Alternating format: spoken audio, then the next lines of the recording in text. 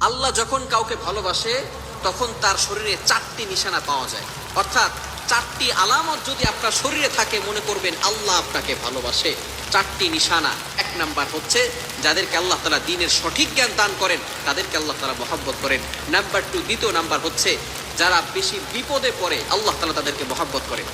যার শরীরে দেখবেন একের পর এক বিপদ আসতেছে, অসুস্থতা আসতেছে, বারবার বিপদ, একের পর এক বিপদ, একটা বিপদ যাওয়ার পর পরে আরেকটা বিপদ আসতেছে, আপনি হতাশ হবেন না প্রিয় ভাই। আল্লাহ তাআলা আপনাকে ভালোবাসেন। এই কোটি কোটি মানুষের ভিতরে আল্লাহ তাআলা আপনার প্রতি ফোকাস করেছেন, আল্লাহ তাআলা আপনাকে ভালোবেসেছেন বিধায় আল্লাহ পাক রব্বুল আলামিন আপনাকে বিপদ দিয়েছেন। মনে রাখবেন নবীদেরকে আল্লাহ তাআলা বিপদ দিয়েছেন।